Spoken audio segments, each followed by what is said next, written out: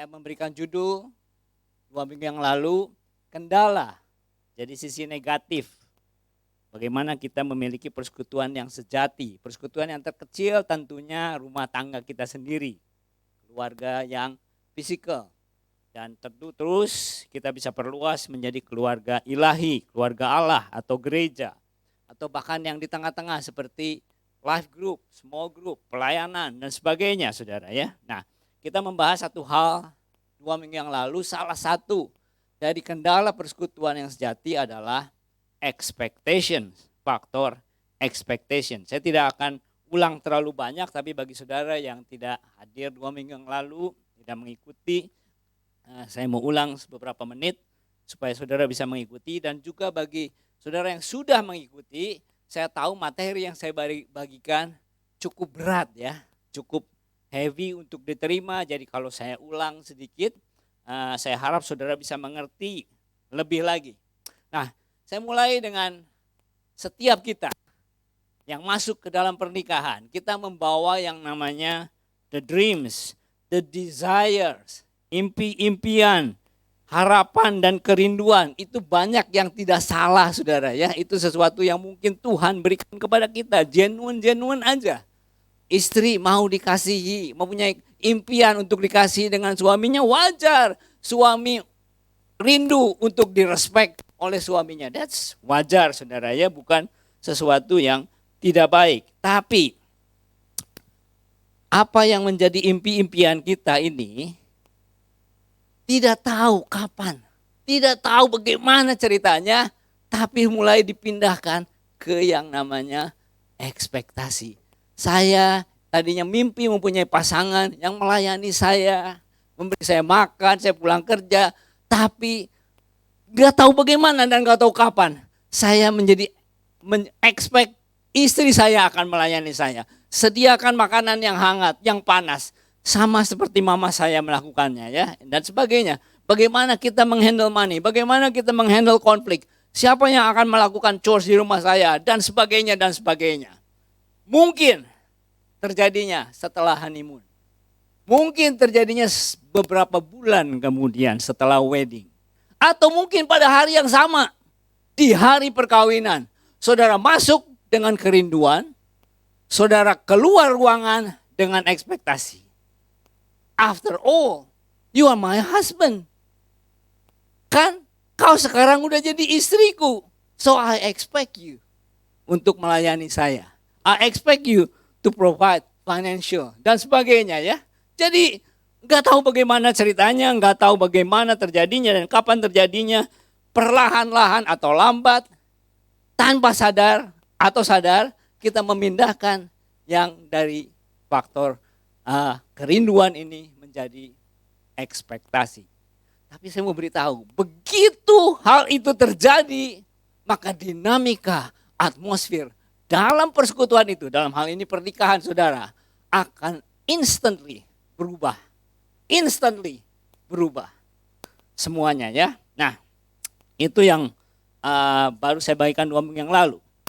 Nah, masalahnya bukan hanya ekspektasi suami, bukan hanya ekspektasi istri, tapi 2 ekspektasi di dalam pernikahan.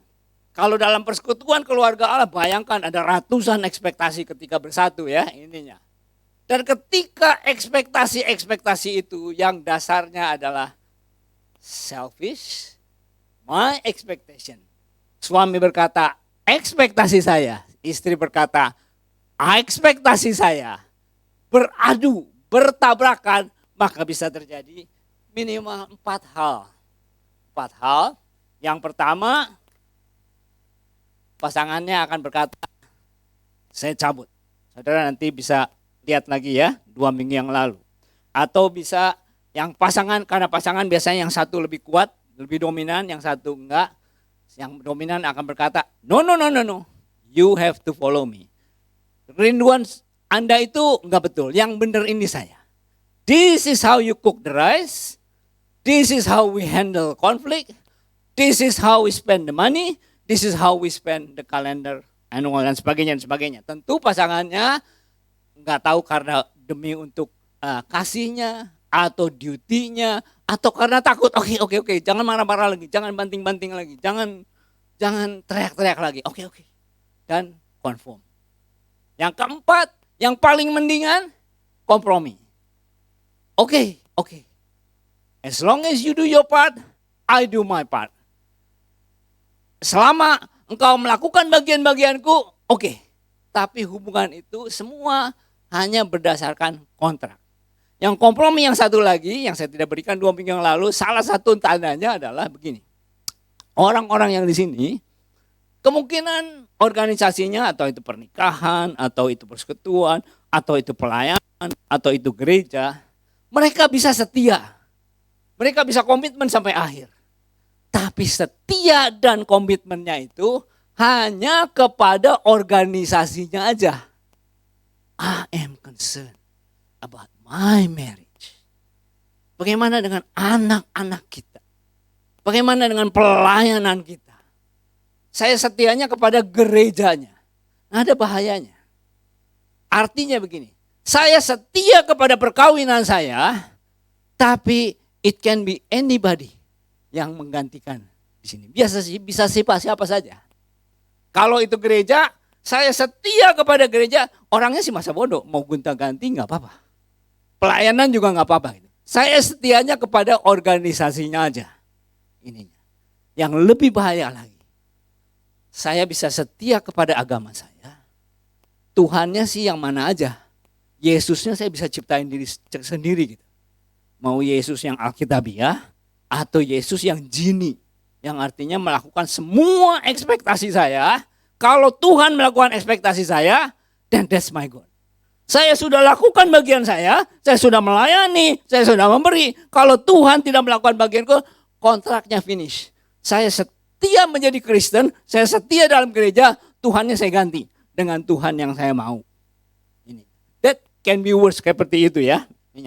Nah, simptom-simptomnya apa? Ketika kita tahu ini berpindah dari sini ke sini. Kalau kita mau tahu apakah ini udah pindah kepada box ekspektasi ini. Minimal ada 2 hal. Yang pertama, lack of expression, gratitude ya, ekspresi gratitude, rasa terima kasih. Karena saya katakan 2 minggu yang lalu, ketika berpindah apa yang dari sini berpindah ke sini, maka secara instan dinamika, intimasi di dalam pernikahan kita, di dalam persekutuan kita langsung berubah, saudara. Karena setiap perbuatan baik, ekspresi gift yang diberikan oleh pasangannya, itu dia tidak merasakan itu melakukan sebagai kasih lagi. Tapi hanya untuk memenuhi standar aja dari pasangannya. Hanya jump higher, duck lower, spin faster, hanya untuk memenuhi ekspektasi dari pasangannya.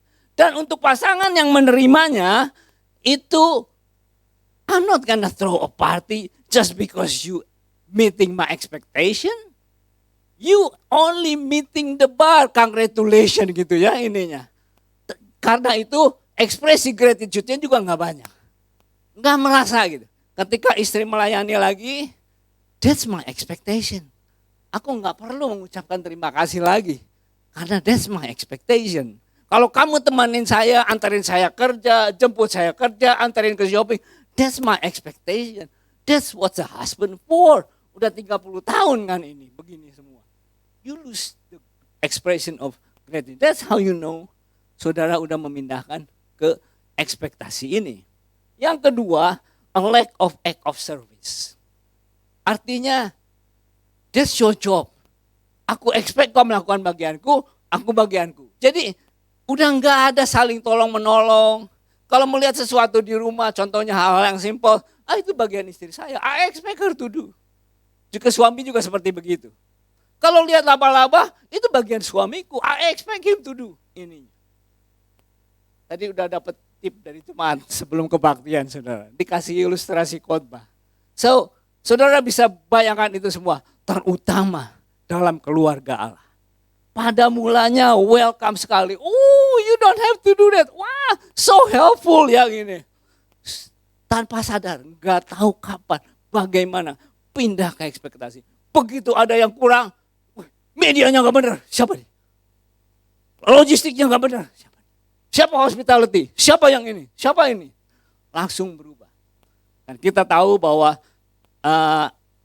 perhatian-perhatian yang diberikan itu adalah perhatian-perhatian yang negatif. 2 minggu yang lalu saya memberikan take away kepada saudara-saudara semua. Dengan bertanya, apa yang ada di sini? Kita perlu tahu apa yang ada di sini sebelum kita memindahkan kembali ke box yang ini. Supaya kita bisa kembalikan hubungan kita ke dalam level unconditional love.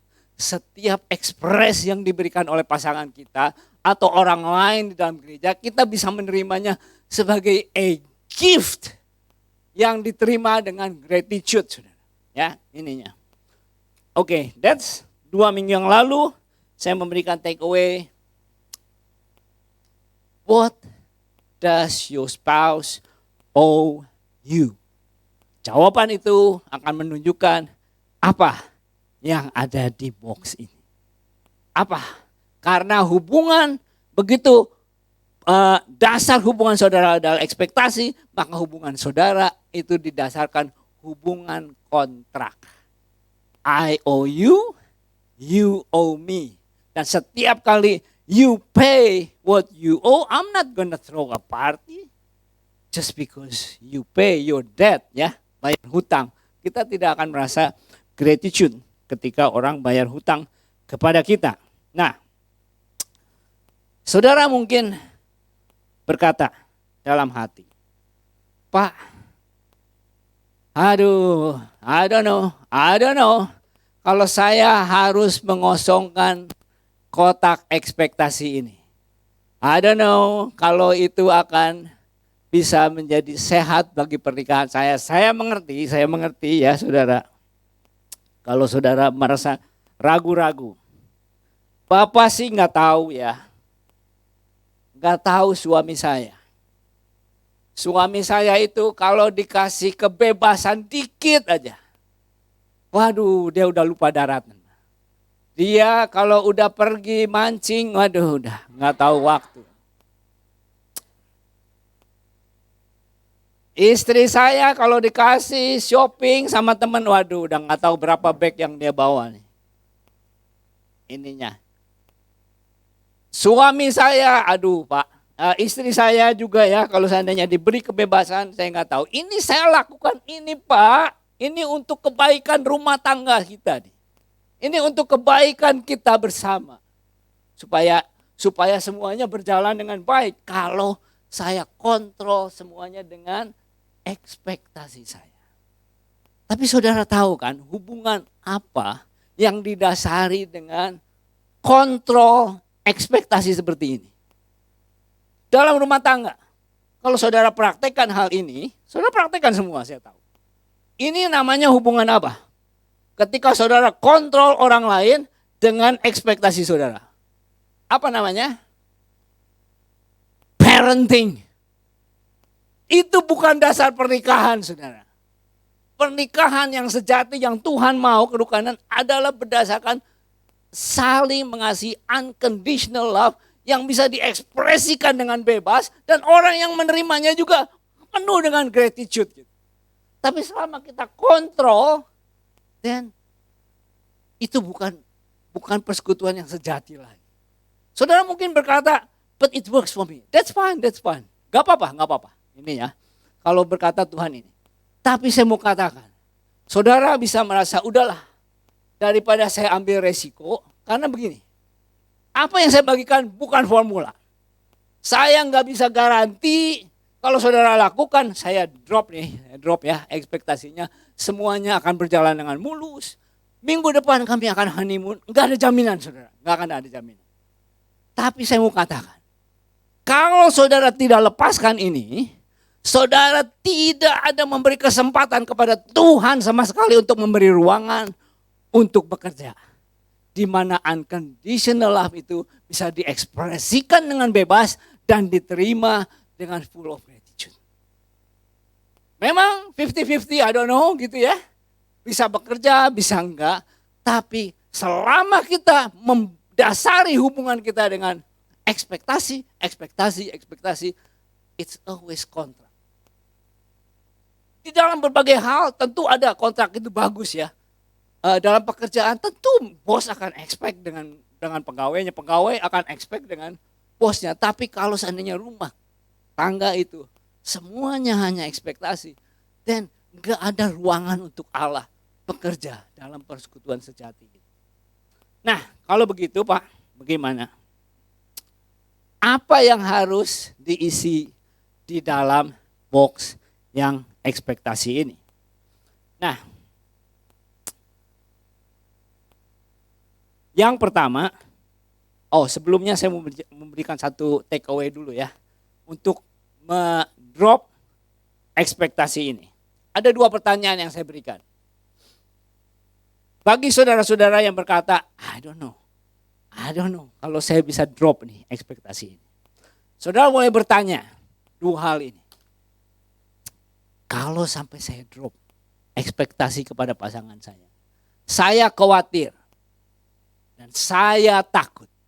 Saudara sendiri yang isi titik-titik ini. I don't know. Saya tahu ya, saya seperti 2 minggu yang lalu saya katakan. Mungkin sekali, sangat-sangat mungkin ada hubungannya dengan luka batin saudara. Sangat-sangat mungkin sekali dengan cara saudara dibesarkan, warisan dari keluarga saudara yang mempengaruhi ini. Jawaban ini. I don't know. Kalau sampai saya biarkan suami saya bebas, saya khawatir, titik. Kalau saya biarkan istri saya begini, saya takut akan terjadi begini. Karena apa yang terjadi saudara, seperti yang tadi saya katakan, banyak sekali dipengaruhi oleh warisan-warisan bagi kita ini. Karena I don't know, setiap kali saya lepaskan dia, setiap kali dia tidak melakukan hal itu, setiap kali saya tidak berikan warning untuk ekspektasi saya, dia berlaku ini dan itu, itu mengingatkan saya akan masa lalu saya. Itu akan mengingatkan. Setiap kali dia berkata begitu. Dia begini. Sementara pasangannya nggak ngerti. What? Why? Kenapa? Kan saya cuma ngomong begini aja. Kok udah langsung depo lagi? Apa yang saya lakukan? Kan saya cuma lupa aja begini. What's wrong with you? I don't know. It reminds me of something. Dan saudara tidak bisa melepaskan ekspektasi ini. Tapi saudara ingat, setiap kali saudara tidak bersedia untuk drop, dan saudara tidak mengizinkan Tuhan untuk berkarya di dalam hubungan yang sejati itu. Nah, kalau begitu apa yang harus kita isi di sini?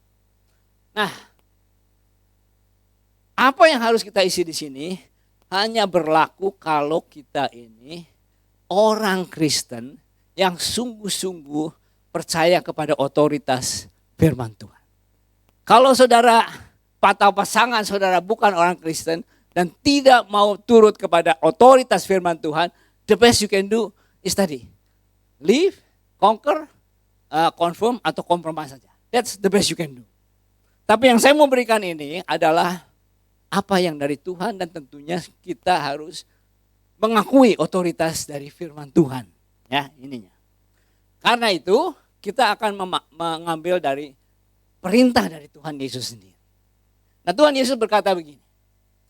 Jikalau kamu menuruti perintahku, kamu akan tinggal dalam kasihku. Seperti aku menuruti perintah Bapakku dan tinggal di dalam kasihnya. Lalu dia memberikan perintah. Kita menyebutnya perintah yang baru. Tapi sebetulnya bukan perintah yang baru-baru, yang lama ditiadakan lalu jadi baru. Tapi baru di sini artinya diperbaharui. Satu perintah yang diperbaharui. Yaitu, inilah perintahku. Yaitu supaya kamu saling mengasihi. Bukan cara kamu mengasihi versimu sendiri. Bukan cara yang kamu adopsi dari Hollywood. Bukan dari cerita-cerita Hans Christian Andersen. Bukan dari mana-mana. Bukan dari imajinasi kamu sendiri. Tapi mengasihi orang lain seperti aku mengasihi kamu. Nah, beberapa tahun kemudian Rasul Paulus memberikan satu ajaran kepada kita. Rasul Paulus bukan mengajarkan perintah yang baru, bukan juga tentang details what to do, tapi memberikan aplikasi dari apa yang dikatakan oleh Tuhan Yesus itu, kasihilah orang lain seperti aku mengasihimu. Yesus memberikan teladan begini nih. Dan Paulus menolong kita, ini loh aplikasinya. Ada beberapa hal, waktu tidak mengizinkan saya memberikan beberapa hal saja. Salah satunya dia tulis kepada jemaat di Korintus. Nah, ini berlakunya lebih umum ya, daripada hanya sekedar suami istri. Nah, dalam 1 Korintus 13, kita mengenal ada banyak hal ya. Tapi untuk karena waktu dan juga ya saya pilihkan hal-hal yang berhubungan langsung dengan ekspektasi kita tadi ini ya, ekspektasi. Karena itu saya pilihkan 3 hal saja dengan cepat. Yaitu kasih itu Paulus berkata tidak mementingkan diri sendiri. Yang pertama, tidak mementingkan diri sendiri, maksudnya pertama yang saya bahas di sini ya. Love is not selfish. Apa artinya not selfish?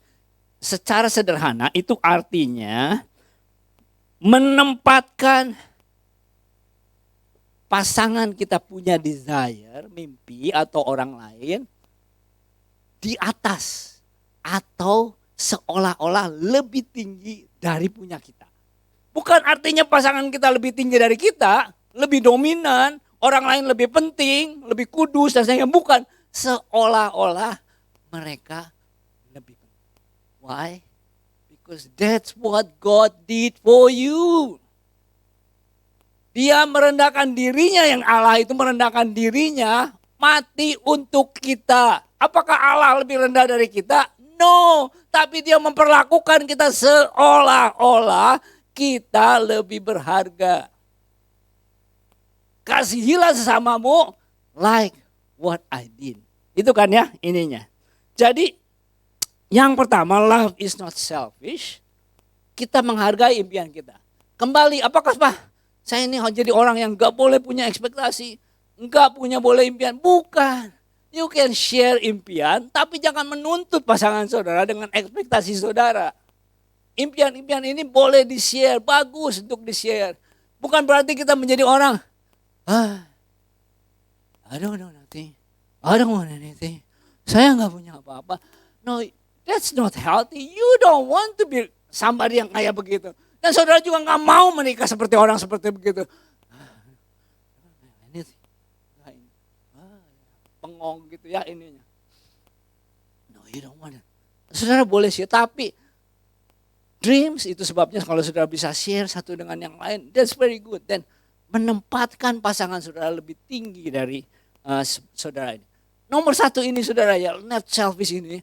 Kalau saudara lakukan ini, saudara master di ini, saudara belajar di sini, itu ya 99% masalah saudara udah langsung terselesaikan.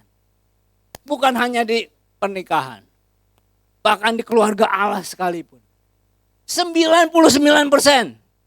Yang 1%-nya masih ada masalah. Masalahnya apa? Karena saling mementingkan orang lain. No, you first. No, you first. No, you first. No, you first. Tapi masalah itu masalah bagus kan ya, 1% begitu ini. So, ada satu cerita kisah Christmas yang sering diceritakan. Pasti saudara pernah dengar ya cerita ini. Tapi saya mau ulang supaya saudara bisa klik gitu, relate dengan hal ini. Ada pasangan suami istri. Saya nggak tahu ini true story atau ini aja gitu ya, legenda aja. Tapi it's a good story. Suami istri yang sangat miskin.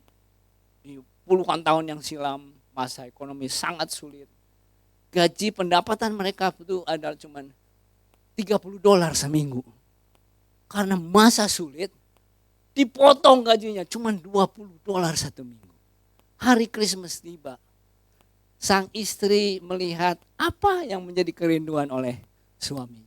Ternyata mereka sangat miskin, tapi untuk suaminya dia ada satu kebanggaan satu. Dia punya jam emas yang zaman dahulu kala itu bukan kayak arloji begini, pakai rantai gitu saudara. Tapi nggak ada rantainya, hanya jamnya. Itu warisan dari kakeknya juga gitu ya, diturunkan ini. Dan istrinya tahu, suaminya sangat sayang sekali dengan jam itu. Dan dia nggak punya rantainya, rantai yang bagus untuk matching dengan jamnya itu. Sementara istrinya, si suaminya pikir-pikir apa yang dia inginkan ya, kerinduan untuk istrinya ini. Ternyata istrinya ini sangat bangga sekali dengan rambutnya yang indah dan panjang. Rambutnya yang indah panjang, tapi nggak punya klip yang bagus untuk rambutnya, untuk berdandan berhias itu ya. Sehingga suaminya apa yang bisa dia lakukan ya? Tibalah hari Natal. Suaminya pulang dari kerja. Istrinya sebelumnya udah berpikir dulu, apa yang dia bisa lakukan. Dia punya uang tabungan $1.87. Dan untuk rantai yang bagus, rantai emas yang itu yang murah atau enggak terlalu mahal itu harganya $20, $21. Sehingga apa yang dia lakukan? Dia ke salon, dia penjual wig, dia jual rambutnya itu, dia potong. Dia jual, dia dapat $20. Dia punya tabungan $1.87, dapat $21 untuk beli rantai itu. Sehingga pada hari itu suaminya pulang ke rumah kan, ternyata sudah beli hadiah Natal juga untuk istrinya. Yaitu kayak sisir yang dicepit ke rambut itu ya, dari emas juga itu. Untuk istrinya, dia tahu rambutnya panjang, dia mau begitu. Ketika pulang ke rumah, istrinya sudah siapkan candlelight dan dia siapkan kadonya. Suaminya pulang terbelalak kaget.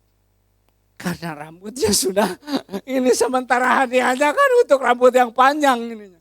Ketika si istrinya heran, kenapa kaget begitu? Lalu dia cerita, saya sudah jual jam tangan saya untuk beli ikat rambut ini katanya. It's a good story. Everybody not selfish gitu ya ini. Yang kedua, kasih itu tidak pemarah. Saya senang dengan versi bahasa Inggrisnya. Love is not easily garis bawah ya. Anger. Kenapa? Karena kita semua kan pasti marah dong, pasti marah. Tapi perintahnya di sini kasih not easily anger. Tidak mudah. Nah, ini agak berbeda dengan sabar. Kasih itu sabar, murah hati ya. Sabarnya beda ini. Ini sabar ini artinya tidak mudah marah. Dalam bahasa Grekanya itu stirring. Saudara tahu stir fried ya? Tidak mudah stir fried gitu ya. Ini tidak mudah. Kalau bahasa Ibraninya agak berbeda katanya, tapi konsepnya mirip. Ketika Musa habis menuliskan Loh Batu yang kedua kali itu, lalu Tuhan kan muncul di hadapannya dalam hadiratnya, lalu Tuhan berseru kepada dirinya sendiri. Dia memanggil namanya di hadapan Musa. Tuhan, berjalanlah Tuhan lewat dari depannya dan berseru, Tuhan, Tuhan, Allah penyayang dan pengasih. Lalu dikatakan, panjang sabar. Nah, kata panjang sabar dalam bahasa Ibraninya adalah hidung panjang. Hidung. Now I know. Saudara yang culture-nya bahasa Inggris, siapa yang punya hidung panjang? Pinocchio. Dan dia dikenal dengan pembohong. Ya, pembohong. Jadi bayangkan Tuhan berseru atas namanya sendiri. Tuhan, Tuhan, kasih dan penyayang, hidung panjang gitu ya. Untung Musa bukan orang Inggris. Dia akan tertawa gitu mendengar begitu ya. Tapi hidung panjang karena kalau orang marah itu hidungnya menjadi merah. Nah, kalau hidungnya panjang, it takes longer untuk menjadi merah.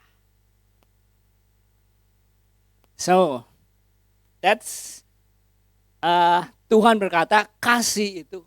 Tuhan itu kasih panjang sabar. Jadilah seperti Tuhan. Love others like I love you. Karena Tuhan itu panjang sabar. Saya perhatikan ya, apa sih not easily anger itu secara dictionary gitu. Dapat ini saudara, dapat definisi begini. Love is not irritable. Ini versi-versi lain ya. Love is not touchy. Love is not fretful. Love is not quick to take offense. Lalu saya Google Translate. Apa tuh love is not irritable? Dia katakan kasih itu tidak rongseng. Nah, saya tidak tahu apa artinya rongseng. Tapi it sounds like it's not irritable, saudaranya. Dan yang lain-lain ya, tidak cepat tersinggung. Tidak cemberutan paling bawah itu saudara ya. Tidak, dalam bahasa Inggrisnya itu agak susah tuh diterjemahkan. With a chip in its shoulder. Jadi saudara bisa lihat kalau orang datang ke gereja atau di rumah. Saudara yang pasangan saudara kalau ada orang with the chip on the shoulder itu kelihatan. Karena dia gak suka apa yang terjadi in the past atau kepada orang lain in the past. Begitu lihat ada orang itu di ruangan itu langsung chip on the shoulder gitu ya. Nah kasih itu tidak begitu katanya. Kasih itu is not easily anger. Tidak cepat marah. Kenapa? Karena kasih itu bersedia untuk mendengarkan. Kasih itu mendahulukan cara pandang orang lain, pasangannya. Kasih itu mau berusaha untuk mengerti pandangan orang lain. Kenapa? Karena semua yang dilakukan oleh seseorang itu atau dikatakan orang lain atau tidak dilakukan oleh orang lain, semuanya make perfect sense. Menurut orang itu. So, kalau engkau tidak bisa mengerti orang itu, there is something you don't know. You only know what you know. Dan kasih itu mau berusaha untuk mengerti pandangan orang lain. Karena that's why he behaves. That's why dia berlaku seperti itu. Karena that's make perfect sense kepada pasangan kita atau kepada orang lain itu. Dan kasih mau mengerti kenapa dia seperti itu. Pandangannya seperti itu. Nah, kalau orang itu menekan titik kelemahan kita, atau dalam bahasa Inggrisnya, tick your button, dan saudara menjadi marah, that's because that's your button. Itu titik kelemahanmu. That's your issue. Itulah yang saudara harus gali. Saudara, Tuhan sedang memberitahukan sesuatu kepada kita. Karena saudara mungkin bisa argue. Kalau pasangan kita ini memenuhi aja ekspektasi saya. Dia lakukan apa yang saya perintahkan. Apa yang saya cerewetin dia lakukan. Kalau pasangan saya berlaku, kan saya nggak marah Pak, nggak marah. Saya mau beritahu saudara. Especially untuk adult yang ada di sini kecuali anak-anak kecil saudara ya. Betul, kalau pasangan saudaramu itu melakukan ekspektasi saudara, perfect apalagi. Dia tidak akan membuat engkau marah. Dan saya mau tambah lagi, tidak ada orang yang membuat kamu marah, apalagi udah tua-tua begini saudara. Tidak ada orang yang membuat saudara marah. Yang ada itu, ada orang yang mengeluarkan marah yang sudah ada di dalam Anda masing-masing. Karena itu, kita harus menyadari apa yang ada di dalam kita, dan kasih itu tidak cepat-cepat marah. Dia mau mengerti orang lain dan dia bisa menyelidiki diri sendiri juga. Sabtu yang lalu yang ikut dalam Flourish dan Men's Fellowship, saudara, saya tambahkan satu ini baru lagi ya, tambahan dari 2 minggu yang lalu, dan ini yang diajarkan oleh Stephen Furtick. Jangan mudah-mudah to get offense. Karena dia sendiri pun orang yang easily offended. Saudara yang ingat Sabtu yang lalu dia berkata begini. The reason, ini Tuhan berkata kepada dia, menegur dia. Steve katanya, the reason is so hard for you to stay happy karena kamu itu sangat mudah sekali to get offended katanya. Kalau kamu mau stay happy, make it easier for you untuk happy, get it harder for you to get offended katanya. Jangan cepat-cepat marah. When you get offended, apa formulanya saudara? Yang Sabtu lalu? Drop it. Ketika saudara merasa tidak dipedulikan, ketika saudara tidak dianggap pendapatnya, drop it. Saudara dikatakan saudara tidak dihargai pelayanannya, udah capek-capek tidak dihargai pemberiannya. Saudara dipermalukan, saudara direndahkan, saudara merasa diperlakukan tidak adil. Ketika saudara dianggap bodoh dan saudara dianggap hianati, drop it. Yang ketiga, kasih itu tidak menyimpan kesalahan orang lain. Dengan kata lain, kasih itu bukanlah menjadikan kita seorang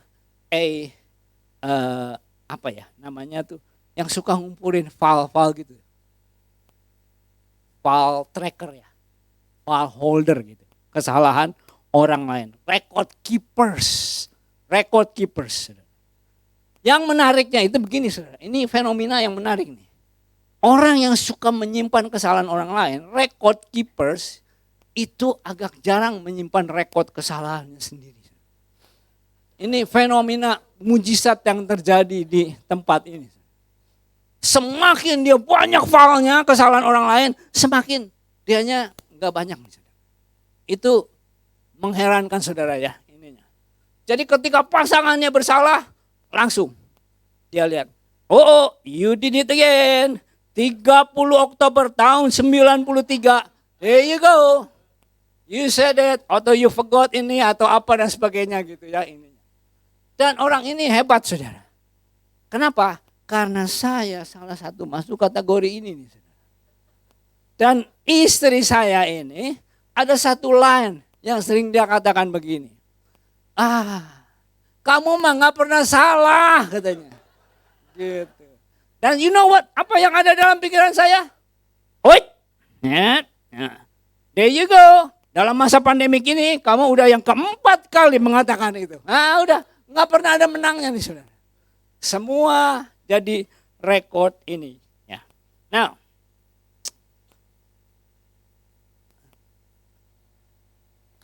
saya akan cepat saja ya. Menyimpan rekod kesalahan orang lain, jarang menyimpan arsip kesalahan itu ya. Nah, yang saya mau berikan challenge untuk saudara. Saya like to give pertanyaan-pertanyaan supaya saudara resapi, saudara nggak usah jawab dulu, saya mau pulang ke rumah aja gitu ya, take away ininya. Sebagai orang-orang yang record keeper ya, ini. Saya mau challenge saudara bertanya begini, do you enjoy keeping track kesalahan orang lain? Do you enjoy nggak? Ketika saudara track gitu ya, waduh saudara senang sekali. Langsung teleponin konselor saudara, orang-orang dekat saudara, pendeta atau apa aja. Waduh Pak, ini Pak suami saya, nah ini dia gini lagi. Istri saya Pak, dia gini lagi. Wah you so enjoy untuk menemukan kesalahan orang lain. Do you enjoy? Seriously. Jangan senyum-senyum dulu, seriously. That's sickening. Stop it. That's poison. Do you enjoy saying, got it again? Saudara tahu how to push the button gitu ya. Suami saudara atau istri atau orang lain, when you push that button, dia akan blow up lagi, dia akan marah lagi atau dia akan berbuat kesalahan lagi. Dan you said, langsung angkat telepon. Pak Sam, he did it again. Nih, tuh WhatsApp-nya tuh. He did it again. Do you enjoy it? stop it and drop it. Why? Karena again, that's what God did for you. Dia sudah membuang dosa-dosa kita sejauh dari barat kepada timur ke dalam kedalaman yang sangat jauh. Bukan karena Allah itu lupa ingatan, tapi dia tidak mau mengingat-ingatnya lagi. So forgive and pretend you forget. That's the best thing. Kalau saudara a record keeper. Saya tahu nggak mungkin saudara lupa kecuali saudara lupa ingatan, saudara ya. But forgive and drop it. Forgive and pretend you forget. Ininya. Jangan diulang-ulang. Kenapa saudara? Yang terakhir. Karena you can be right. 100%. Saudara bawa ke hakim, bahkan juri pun akan setuju bahwa you are right 100%. Ini buktinya Pak, suami saya. Selingkuh lagi dia ini. Suami saya begini-begini lagi. Istri saya begini-begini lagi. You can be right 100%. Gak ada yang ragu. Pendeta benar begini. Teman-teman dekat semua family, iya benar begini. But buat apa? You can be right 100% and you end up alone. Karena kasih lebih memilih merendahkan diri. Yesus 100% benar. Mau diadukan kepada kita, we are guilty 100% semuanya. Tapi dia memilih merendahkan dirinya. Dan dia yang menyediakan dirinya untuk guilty. Apakah dia guilty? No. Tapi dia memperlakukan kita above himself. That's what God did for you. Tuhan memberkati. Biar saudara bawa take away ini ke rumah masing-masing.